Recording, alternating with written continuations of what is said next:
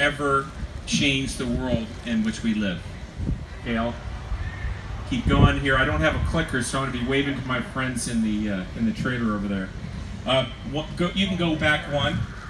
Okay, so here, this is the kind of the space program in a nutshell for the last 60 years, and I'm referencing this jumbotron over here. Very high fidelity, by the way. I was wondering if it's going to show up well. Space pictures are usually great in a dark auditorium setting, but this is awesome. But anyway, so the Apollo program, the early space exploration days are to the left.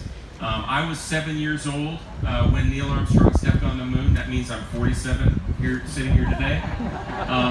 The middle is the space station, our current kind of mainstay program with the human space program.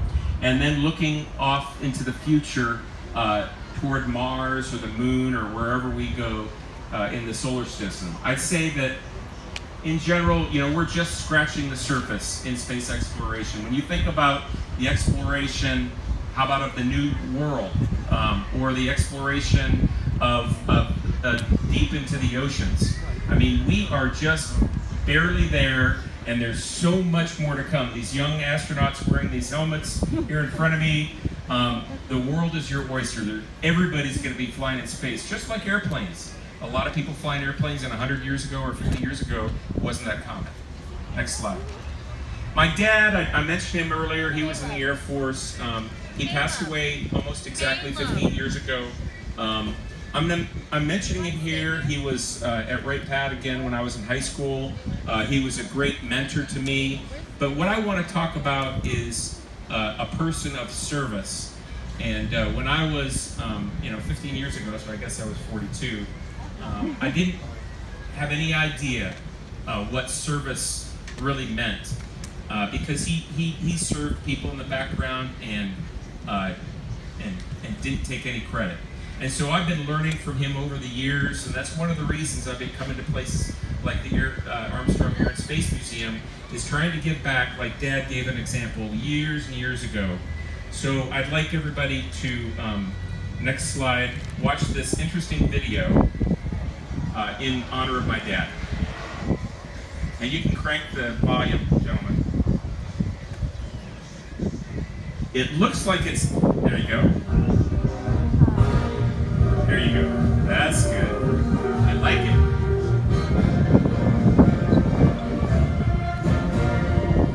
So this is the British 8th March.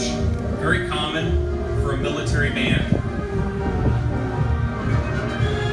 Dad was a joker. He'd be known to march down High Street, whistling "Hail to the Victors." I'm just kidding. That was a joke. I know we're in Ohio. But he did go to U of M. Okay, next slide. So let's hear it from my dad, a man of service 15 years ago.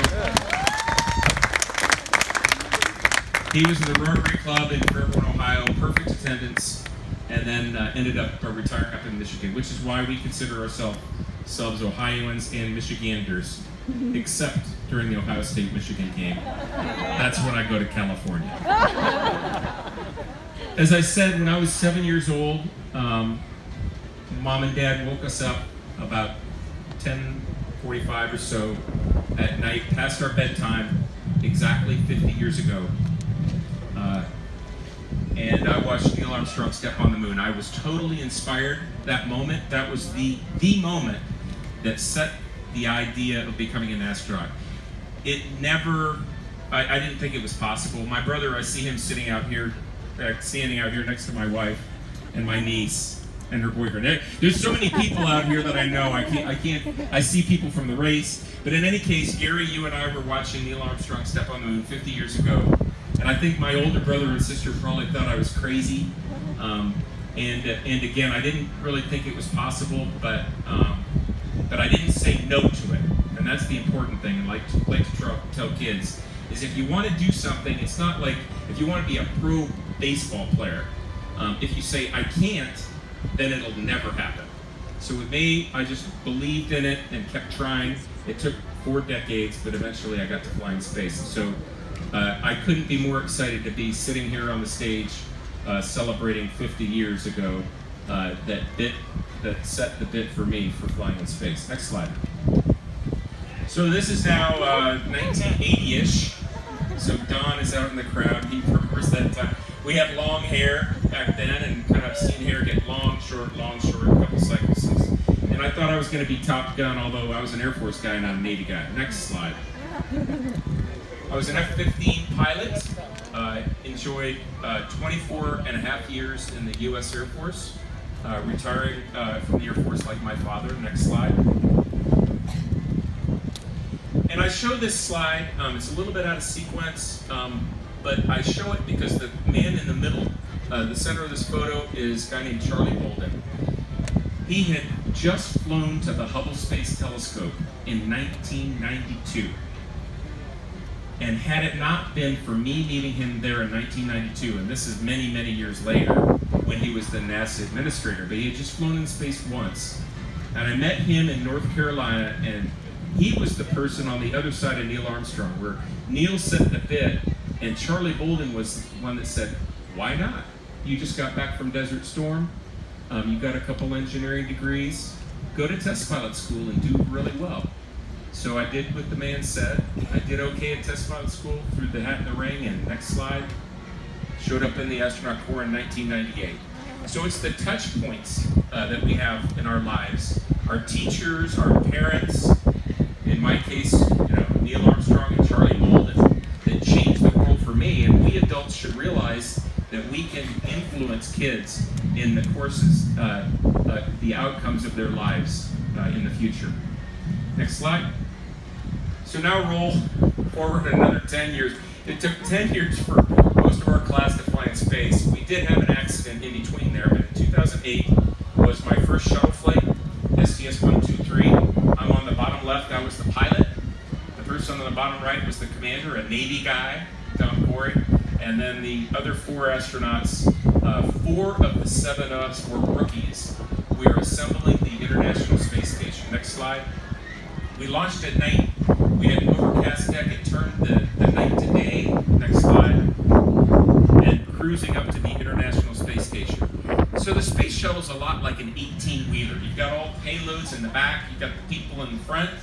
And we used the shuttle for about 13 years, piece by piece, to build the International Space Station. We started occupying the space station in 2000. This was 8 years later. I think it was the 25th space station assembly mission of a total of 36. This is the 25th, and we took up the first piece of the Japanese Kibo laboratory, as well as a robotic hand that we assembled in space. Next slide. That's a spacewalk, and those of you who heard Mike Good talk about his spacewalks, I didn't get to do a spacewalk, but I just supported spacewalks, 5 on this flight, and then 4 on the next flight that I'm going to share a little later. You can see the new module that we just installed, the Kibo, but what's beautiful is the planet below. This is the planet that we live on, planet Earth. I like to call it Spaceship Earth, and look how fragile the atmosphere is.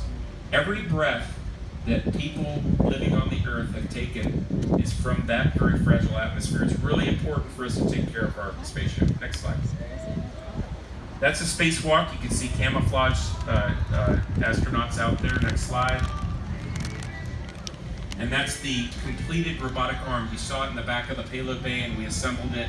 It took 3 full spacewalks to put this hand together. It's an infinitely reconfigurable robotic hand that the Canadians designed for the International Space Station. In the background, you can see the solar arrays. I'll be talking a little more about the space station later. Next slide. So that's what the space station looked like in 2008. Again, we had about another dozen assembly flights coming after that to complete the space station. And the final assembly flight, next slide, was STS-134. They added the flight right at the end of the manifest. It was the final flight of Endeavour, and it was the second to the last shuttle flight. This is our Star Trek copycat slide. If I had pointy ears, I would have worn them, but I didn't have them. Mark Kelly is pretty recognizable. He's a pretty famous astronaut. He's running for the U.S. Senate now in Arizona. And I was the pilot. Again, he was a Navy guy. I had to fly with 2 Navy commanders. Luck of the draw. They're pretty good pilots, though. And then the 4 other astronauts were all veterans. Drew Feustel on the far left went to the Hubble Space Telescope with Mike Good, actually. Mike Fink had the record of the most time in space at that time in 2011. And then we had an Italian stallion and another Greg up there with us. Next slide. It was a day launch in 2011. Again, we had an overcast deck. Next slide. And we were blasting through the clouds. We're going about twice the speed of sound. It's about a minute and a half after liftoff. And this photo was taken by one of my F-15 buddies patrolling the airspace above the clouds. Next. We came aboard the space shuttle, or the space station. This photo was taken by Katie Coleman. Several of the people in the audience, I know Katie Coleman. I just thought I'd point that out. She was living and working on the space station. She took this photo. Next slide. Here we are aboard the space station now, and we are using the robotic arm to remove the AMS, the alpha magnetic spectrometer, and another payload from the space shuttle payload bay. Next slide. That's a little close-up of the AMS. The AMS is up on the space station, a really cool experiment. I don't have enough time to talk about it, but suffice to say it's collected over 100 billion cosmic particles. We have actually learned that the models that described our universe are wrong. And so it was Newton, it was Einstein, and now it's going to be something else because of this experiment. Next slide.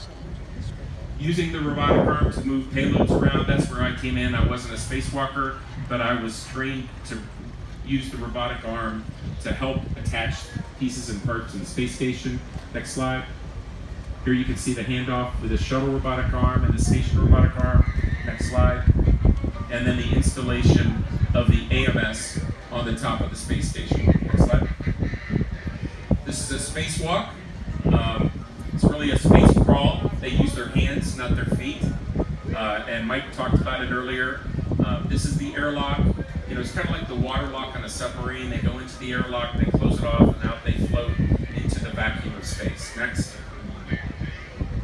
And this is the space station. You know, kind of gives you a sense of scale. The AMS on the right, and you can see Drew Feustel with his feet in the on the right hanging off the end of the space station. Next slide. This photo reminds me of the photo that Neil Armstrong took of Buzz Aldrin when he landed on the moon. Only it was taken at the top of the space station in 2011 by one of my buddies. You can see the reflection of Mike Fink in that visor. Next. And this is what the space station looked like in May 2011. The space station assembly was essentially complete, and the space shuttle was going to be retired after one more flight. Next. This is our planet from space. The northern lights are very visible, especially from Michigan, but also from northern Ohio. But what you don't see are the reds. Those reds are absolutely magnificent, even in the broad daylight here. And this is an unenhanced view of what our planet looks like from space. The two space vehicles are the Soyuz vehicles, which are what we use to get to and from the space station. And one of those launched today, actually, with 2 Americans and a Russian to go to the International Space Station. Next. It was always a party up there. We had Russians, we had Italians, we had Americans, and honestly 16 different nations that have been involved in living and working on the space station for over 18 years. Is anybody in the audience 18 years or younger? Raise your hand. Okay, you can put them down. Your entire lives, we've been living 24/7 on the International Space Station. People don't realize that. We started occupying in 2000, November 2000, and we were building the house while we were living in it. And 3 people are living on the space station right now, and 3 more are going to join them in about 4 hours. Absolutely incredible. And several people in this audience have asked me about the space program. Is it over?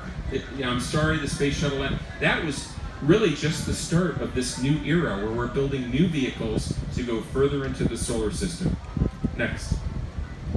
We had a rock band. I came from a family of musicians. So there's Katie Coleman right there. and Drew Feustel, he's playing that guitar that's still up there. And then I found a keyboard that's also still up there. It was interesting. It was sort of like the 2001 Space Odyssey. It had batteries in it with Kapton tape. I put the batteries in and the keyboard worked. And we were playing Brown Eyed Girl. 3 chords, but I won't play you the audio for that. Next. This is sleeping in space. We had these sleeping bags that were attached to hammocks. You could sleep anywhere, on the ceiling, on the wall, on the floor, or just in midair. Next. The coastlines, absolutely amazing from space. Next slide. Weather formations, unbelievable. This is a hurricane wannabe coming off the west coast of Africa. I really don't know whether it turned into a hurricane or not when it grew up. Next. This is Mount Everest, believe it or not. We're at 250 miles above the surface of the planet. Mount Everest is only 29,000 feet, so it's kind of hard to see depth perception from space. But as we orbited the Earth every 90 minutes, almost 500 times with 2 shuttle flights, we saw 95% of the populated land masses. As we orbited the Earth every 90 minutes and the Earth rotated underneath us, we just live on a beautiful, beautiful place. And we should really remember that. That's the second time I've said that, but it's so important to me. Next. And so here's Florida. We launched from Florida. We landed from Florida and on both those flights. And again, you know, look how fragile our atmosphere looks from space. We should pledge to be crew members and not just passengers along for the ride. Next. So now I'd like to share this video. It's going to be about 10 minutes, but it's going to show the whole space shuttle flight, STS-134. We're sitting on the launch pad, ready to launch.